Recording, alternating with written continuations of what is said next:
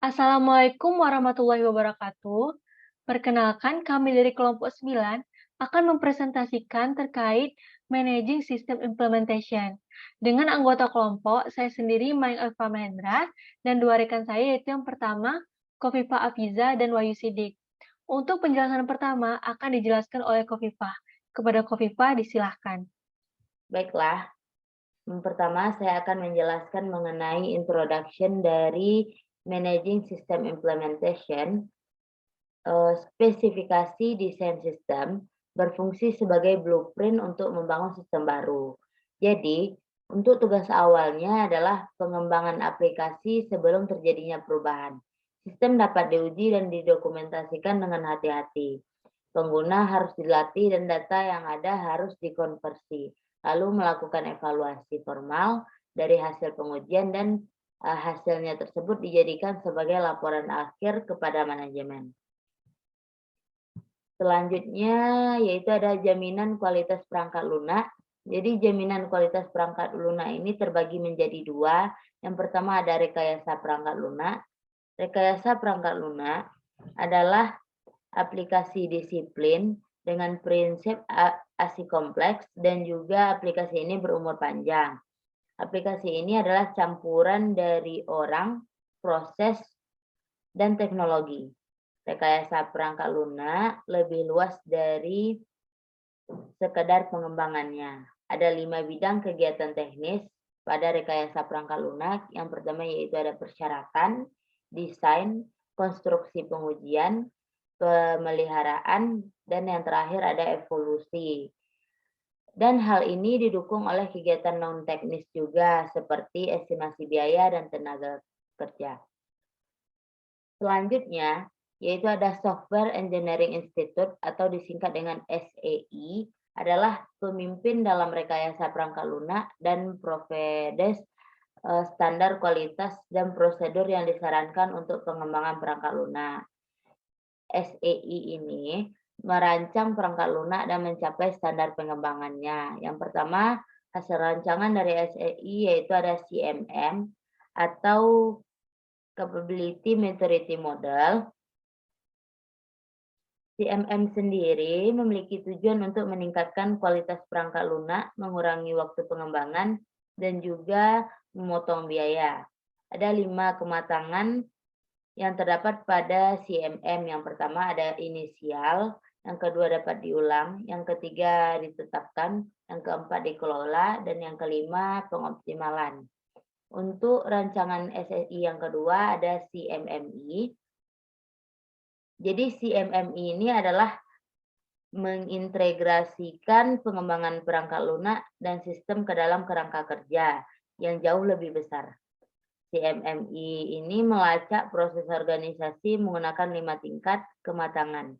Dan yang pertama yaitu ada tidak dapat diprediksi, yang kedua kurang terkontrol, yang ketiga reaktif, dan yang keempat proses organisasinya yaitu hasil yang optimal atau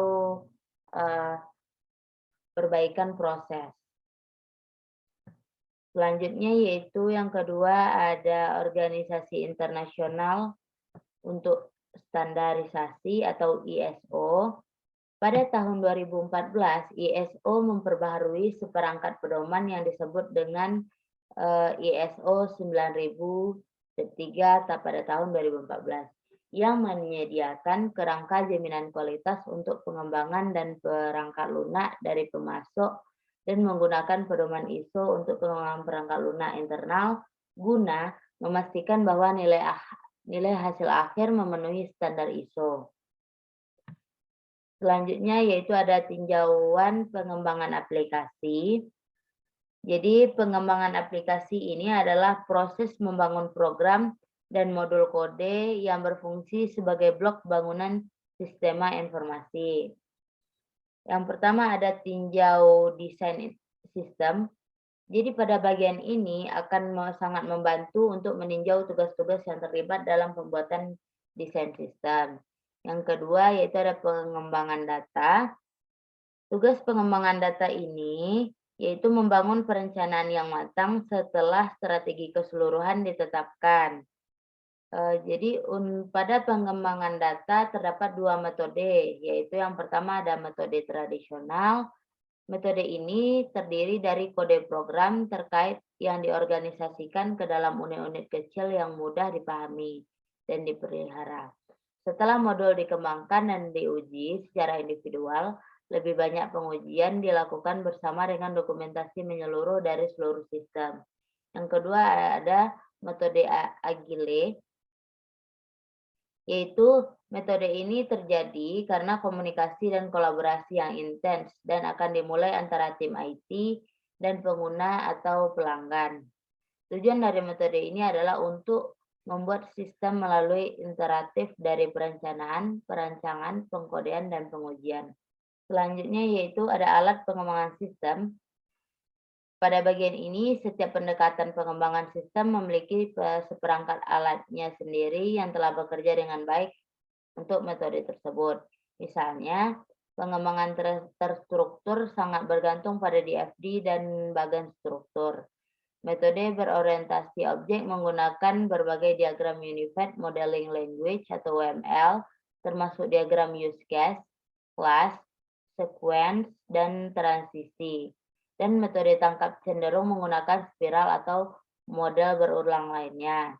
Metode pengembangan sistem juga dapat menggunakan alat serbaguna untuk membantu menerjemahkan logika sistem ke dalam modul program yang berfungsi dengan baik.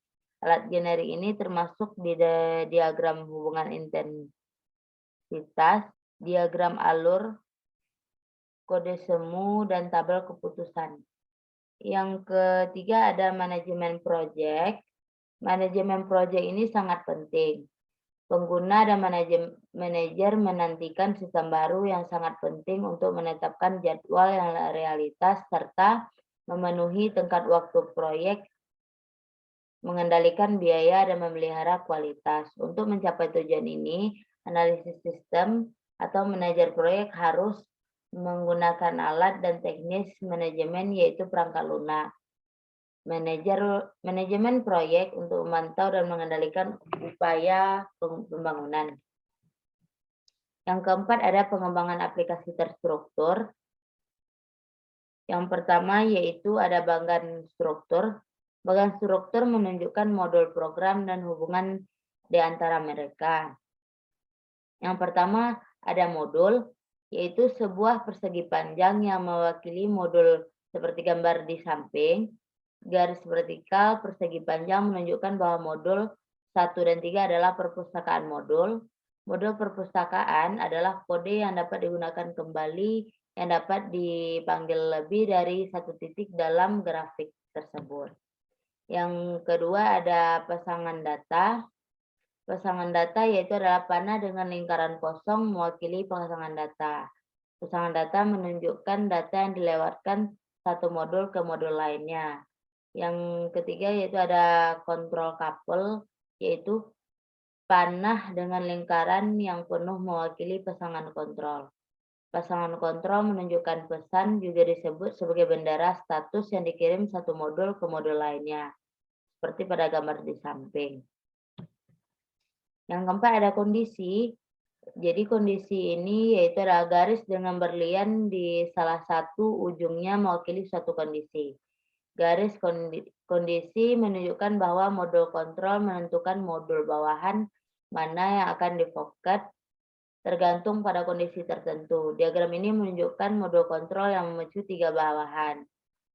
Bisa teman-teman lihat pada gambar di samping. Yang kelima yaitu ada loop. Panah melengkung yaitu mewakili loop. Sebuah loop menunjukkan bahwa salah satu atau lebih modul diulang. Seperti pada gambar di samping, diagram menggunakan loop bagan struktur dengan 2 modul berulang. Yang kedua yaitu ada kohesi dan kopling. Kohesi dan kopling adalah alat penting untuk mengevaluasi desain secara keseluruhan. Kohesi berfungsi mengukur ruang lingkup, modul, dan karakteristik pemrosesan. Modul ini yang bertugas sebagai fungsi atau tugas tunggal yang memiliki tingkat kohesi yang tinggi. Kopling menggambarkan tingkat saling ketergantungan antara modul. Yang ketiga ada menggambarkan bagan struktur. Metode analisis terstruktur digunakan selama desain sistem. Bagan struktur akan didasarkan pada DFDS yang dibuat selama data dan proses. Ada 4 langkah untuk membuat bagan struktur. Yang pertama yaitu tinjauan DFDS, yaitu meninjau semua DFD untuk akurasi dan kelengkapan, terutama jika perubahan terjadi sejak fase analisis sistem. Yang kedua yaitu identifikasi modul dan hubungan. Pada bagian ini yaitu yang bekerja dari logika model, primitif, fungsional, atau metode objek diubah menjadi mode programatuan. Saat menganalisis DFD, ingatlah bahwa setiap level DFD mewakili pro tingkat penghentian. Yang ketiga yaitu ada tambahan pasangan, loop, dan kondisi. Bahkan jika DFD digunakan, aliran data dan kamus data dapat ditinjau untuk mengidentifikasi elemen data yang berpindah dari satu modul ke modul lainnya. Yang keempat ada analisis bagan struktur dan kamus data, yaitu pada tahap ini bagan struktur siap untuk analisis dengan cermat. Setiap proses, elemen, data, atau metode harus diperiksa untuk memastikan bahwa bagan mencerminkan semua dokumentasi sebelum dan logikanya benar. Yang kelima yaitu ada pengembangan aplikasi berorientasi objek. Yang pertama ada karakteristik pengembangan aplikasi berorientasi. Pada bagian ini, pengimplementasian desain berorientasi objek, hubungan antara objek sudah ada karena interaksi objek didefinisikan selama proses analisis. Objek model itu sendiri mewakili struktur aplikasi. Yang kedua yaitu implementasi desain berorientasi objek. Yang ketiga, seorang programmer menerjemahkan desain berorientasi objek ke dalam aplikasi, maka teranalisislah kelas, atribut, metode, dan pesan yang didokumentasikan dalam model objek.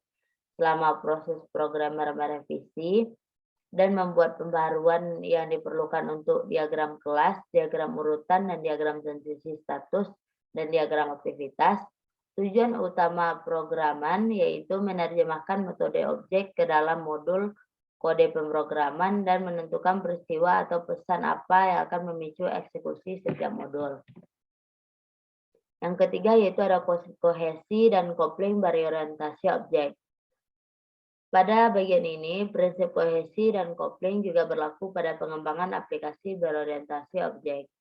Kelas harus digabungkan secara longgar. Selain itu, metode objek juga harus digabungkan secara kohesif dan longgar. Dengan begitu, kelas dan objek akan lebih mudah dipahami dan dimengerti. Baiklah, selanjutnya yaitu pengembangan aplikasi tangkas.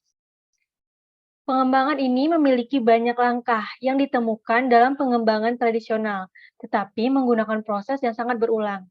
Tim pengembangan terus berkomunikasi dengan pengguna utama yang disebut dengan pelanggan, membentuk sistem agar sesuai dengan spesifikasi pelanggan. Pengembangan tangkas berfokus pada tim kecil, komunikasi yang intens, dan iterasi pengembangan yang cepat. Ada 4 nilai kunci dari pengembangan perangkat lunak tangkas. Yang pertama, individu dan interaksi atas proses dan alat. Yang kedua, perangkat lunak yang berfungsi melalui dokumentasi yang komprehensif. Dan ketiga, kolaborasi pelanggan melalui negosiasi kontak.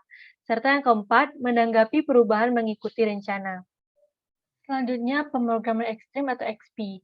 XP adalah metode pengembangan tangkas. Ini adalah pendekatan yang berulang, di mana programmer mengerjakan tugas yang sama di komputer yang sama. Satu drive program, sementara lain menavigasi. Konsep penting lainnya di XP adalah unit test dirancang sebelum kode ditulis. Ini pengembangan berbasis tes, berfokus pada hasil akhir dari awal dan mencegah pemrograman menyimpang dari tujuan mereka. Yang kedua, cerita pengguna. Cerita pengguna adalah definisi persyaratan yang singkat dan sederhana. Pemrogram meninjau cerita pengguna untuk menentukan persyaratan prioritas dan ruang lingkup proyek. Sebagai contoh, Sebagai manajer penjualan, saya ingin mengidentifikasi barang yang bergerak cepat atau lambat, sehingga saya dapat mengelola inventaris kami dengan lebih efektif. Cerita pengguna tidak berhubungan dengan detail teknis dan sangat singkat, sehingga sering ditulis pada kartu indeks. Selanjutnya, iterasi dan rilis. Rencana rilis menentukan kapan cerita pengguna akan diterapkan dan waktu rilis. Cerita pengguna diimplementasikan dalam serangkaian siklus iterasi. Siklus iterasi mencakup perencanaan, perancangan, pengkodean, dan pengujian. Satu atau lebih fitur berdasarkan cerita pengguna. Selanjutnya, masa depan pengembangan agil. Kelemahan metode adaptif ini, kritikus pengembangan tangkas sering mengklaim itu karena hanya berfokus pada iterasi yang cepat dan cepat rilis. Sebelum menerapkan pengembangan tangkas, sistem yang diusulkan dan metode pengembangan harus diperiksa dengan cermat. Oleh para profesional IT yang berpengalaman, solusi satu ukuran untuk semua itu tidak ada. Selanjutnya, coding. Coding adalah proses mengubah logika program menjadi instruksi khusus yang dapat dijalankan oleh sistem komputer. Programmer menggunakan bahasa pemrograman untuk mengubah logika program menjadi pernyataan kode. Seorang programmer individu dapat membuat program kecil, sedangkan program yang lebih besar menjadi modul-modul yang dikerjakan oleh beberapa individu atau kelompok secara bersamaan. Yang pertama yaitu lingkungan pemrograman. Visual Basic, Java, dan Python adalah contoh bahasa pemrograman yang umum digunakan, dan banyak paket komersial menggunakan seperangkat perintah. Menyederhanakan integrasi komponen sistem dan mengurangi waktu pengembangan kode, banyak programmer menggunakan lingkungan pengembangan terintegrasi atau IDE.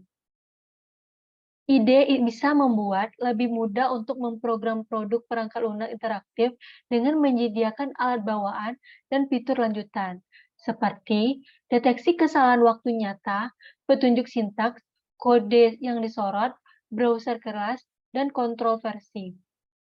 Yang kedua, menghasilkan kode. Analis sistem menggunakan generator aplikasi, penulis laporan, generator layar, bahasa generator keempat, dan alat CAS lainnya untuk menghasilkan kode langsung dan spesifikasi desain program. Beberapa aplikasi komersial dapat menghasilkan kode program yang dapat diedit langsung dari makro, penekanan tombol, atau tindakan mouse. Selanjutnya, menguji sistem. Seorang programmer harus menguji setiap program untuk memastikannya berfungsi dengan benar. Kemudian, program diuji dalam kelompok, dan akhirnya tim pengembang harus menguji seluruh sistem. Langkah pertama dalam pengujian adalah pengujian unit. Pengujian program atau modul individual disebut pengujian unit. Tujuannya adalah untuk mengidentifikasi dan menghilangkan kesalahan eksekusi yang dapat menyebabkan program berhenti secara tidak normal, dan kesalahan logika yang mungkin terlewatkan selama pemeriksaan. Tas data harus berisi data yang benar, dan data yang salah, dan harus menguji semua kemungkinan situasi yang dapat terjadi. Lalu diikuti dengan pengujian integrasi, kemudian pengujian sistem.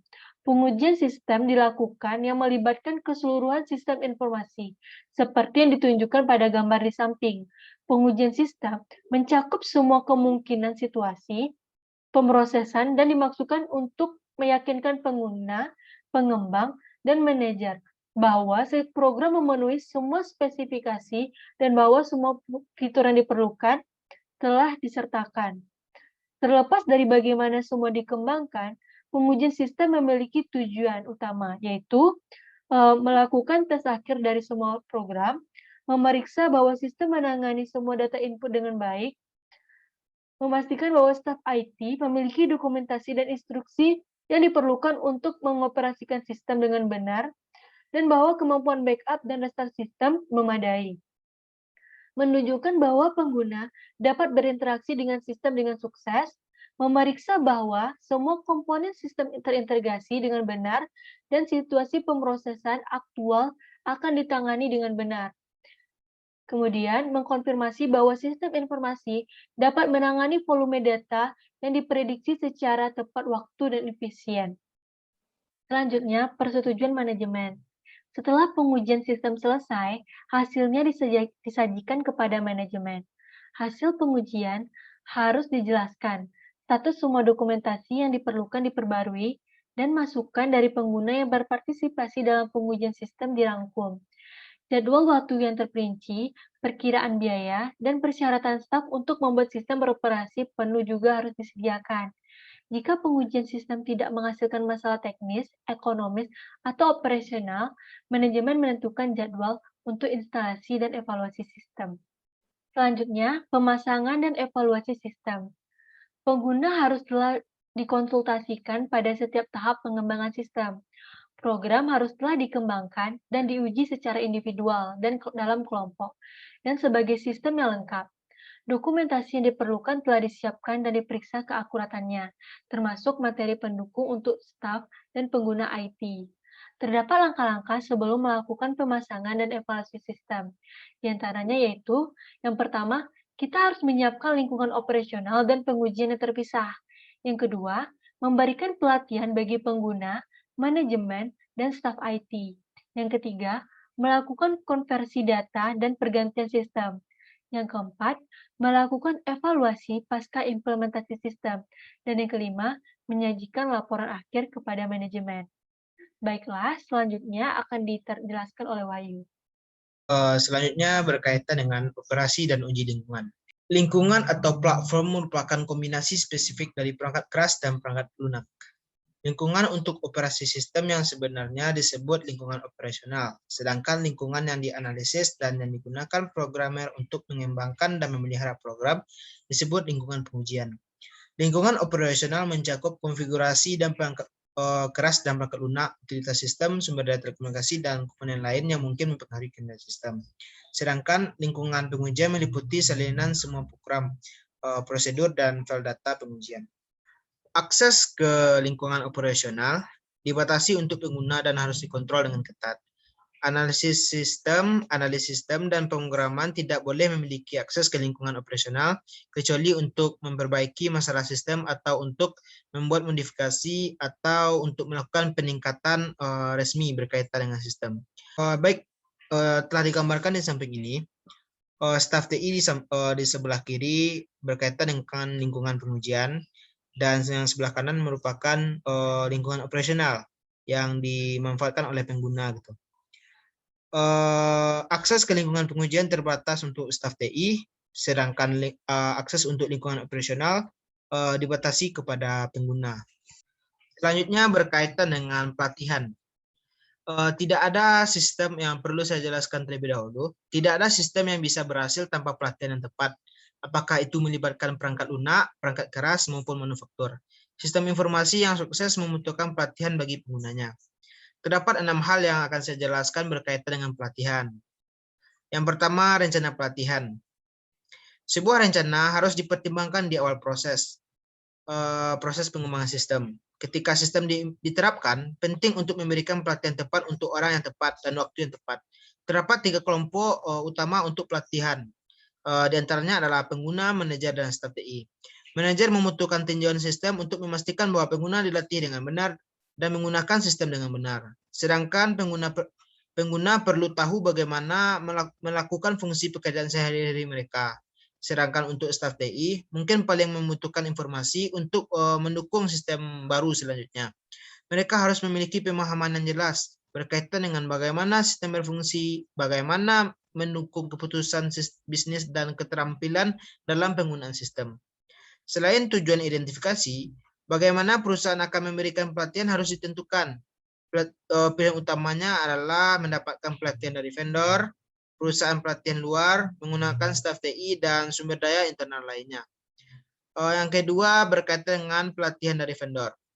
Pelatihan ini biasanya dilakukan di lokasi vendor oleh pelatih berpengalaman yang memberikan pengalaman langsung yang berharga.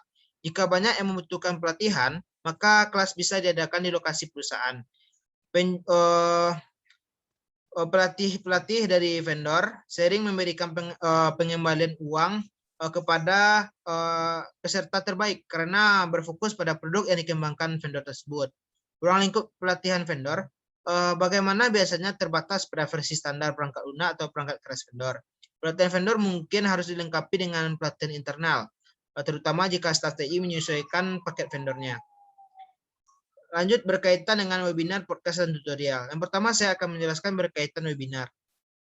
Ini merupakan hal yang menggabungkan kata web dan seminar. Merupakan sesi pelatihan berbasis internet yang memberikan pengalaman interaktif. Sebagian besar webinar adalah acara terjadwal dengan sekelompok pengguna yang telah terdaftar sebelumnya melalui pendaftaran gitu. Yang kedua berkaitan dengan podcast, mengacu pada sistem berbasis web yang memungkinkan pengguna mengunduh file multimedia ke PC atau perangkat portable. Podcast dapat dijadwalkan sebelumnya, tersedia sesuai permintaan dan dikirimkan sebagai pembaruan otomatis tergantung pada preferensi pengguna. Selanjutnya berkaitan dengan tutorial. Tutorial ini merupakan rangkaian pelajaran interaktif online yang menyajikan materi dan memberikan dialog dengan pengguna. Selanjutnya sumber pelatihan dari luar. Perusahaan pelatihan independen juga dapat memberikan pelatihan perangkat keras atau perangkat lunak internal. Jika pelatihan vendor tidak praktis dan organisasi proyek tidak memiliki sumber daya internal untuk melakukan pelatihan, konsultan pelatihan dari luar dapat menjadi alternatif yang layak. Salah satunya contohnya Udemy gitu di buku ya. Bantuan juga dapat diperoleh dari universitas, asosiasi industri, dan organisasi manajemen informasi. Untuk berkaitan yang kelima, tips pelatihan yang baik. Berikut pedoman yang akan saya jelaskan dalam mengembangkan program pelatihan.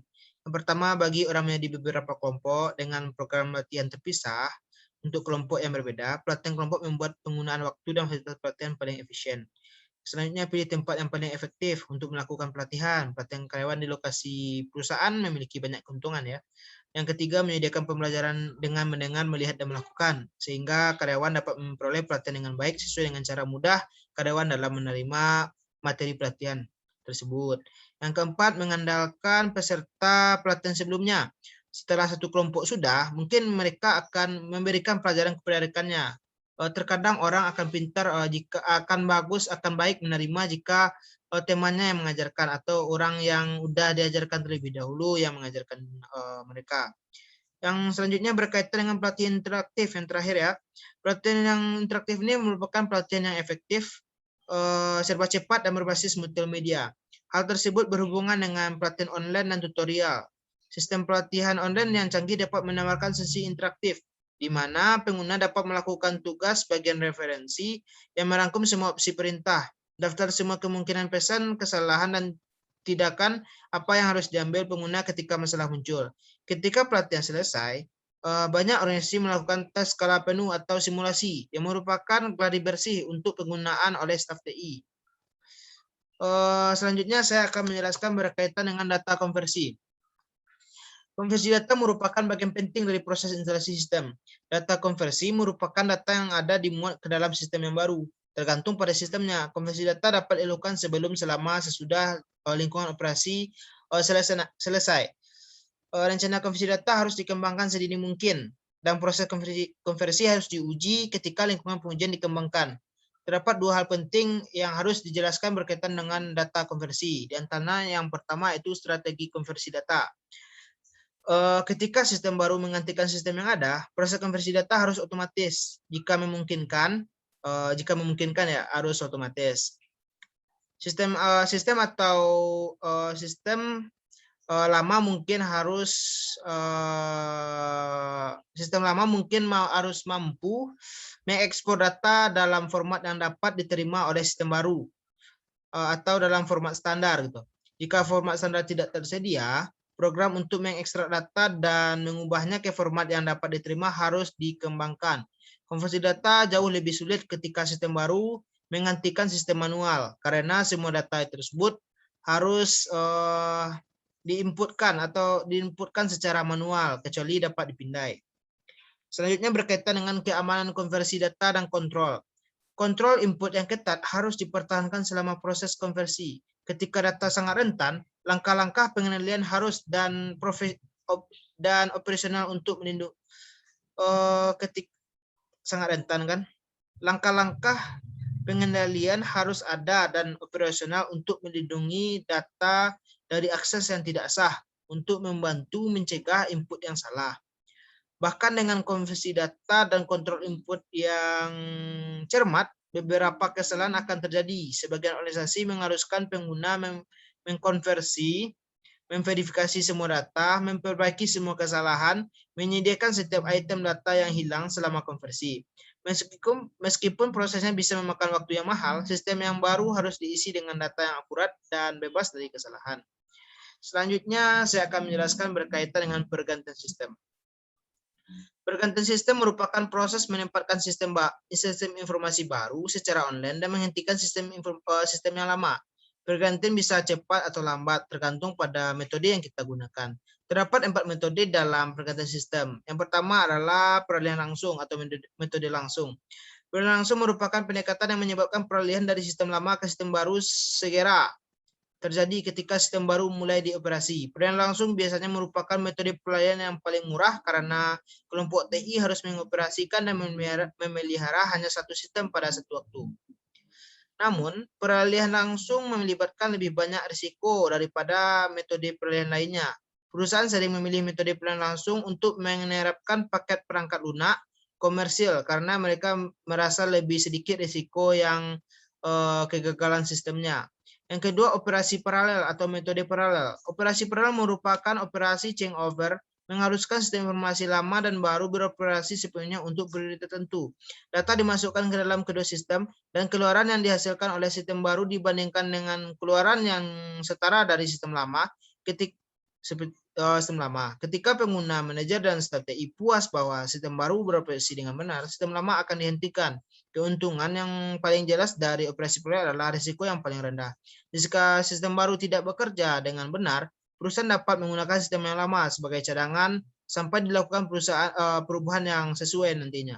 Kelemahan yang pertama metode pergantian kelemahan yang pertamanya yaitu metode pergantian yang lebih mahal dan menjalankan kedua sistem membebani lingkungan operasi dan menyebabkan penundaan pemrosesan. Yang ketiga adalah operasi percontohan atau metode percontohan. Merupakan metode changeover yang melibatkan penerapan sistem baru yang lengkap di lokasi yang dipilih perusahaan. Kita contohkan saja sistem pelaporan penjualan baru. Mungkin diterapkan hanya di satu kantor cabang atau hanya dipasang di satu departemen. Dalam contoh ini, grup yang menggunakan sistem baru terlebih dahulu disebut situs peralihan atau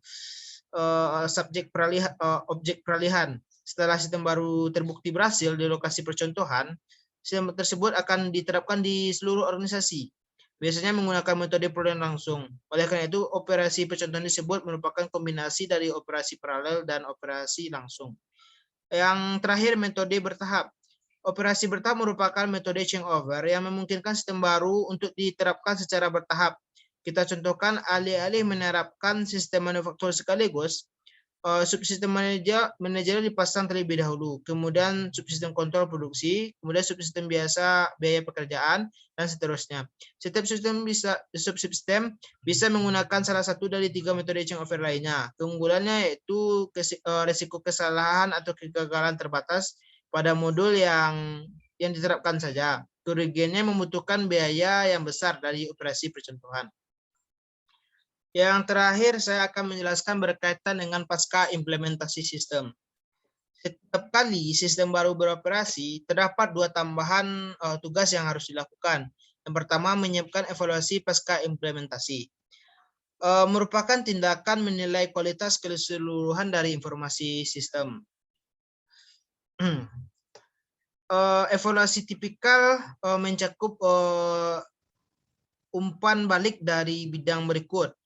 Yang pertama berkaitan dengan ketepatan, kelengkapan, dan ketepatan waktu keluaran sistem informasi. Yang kedua, kepuasan pengguna. Yang ketiga, keandalan dan pemeliharaan sistem. Yang keempat, kecukupan kontrol sistem dan langkah-langkah keamanan. Yang kelima, efisiensi perangkat keras dan kinerja platform. Yang keenam, efektivitas implementasi balance. Yang ketujuh, kinerja tim teknologi informasi. Yang terakhir, kualitas dan efektivitas pelatihan. Teknik pencarian fakta yang sama dapat diterapkan dalam evaluasi pasca implementasi yang digunakan untuk menentukan kebutuhan selama fase analisis sistem. Saat mengevaluasi sistem, hal-hal berikut harus dilakukan. Yang pertama, melakukan wawancara anggota manajemen dan pengguna kunci. Yang kedua, baca semua dokumentasi dan materi pelatihan. Yang ketiga, menganalisis pemeliharaan dan log meja bantuan. Yang terakhir, periksa semua dokumen sumber, laporan keluaran, dan tampilan layarnya. Selanjutnya, yang kedua berkaitan dengan menyampaikan laporan akhir kepada manajemen. Laporan akhir kepada manajemen ini menandai akhir dari pekerjaan pengembangan sistem.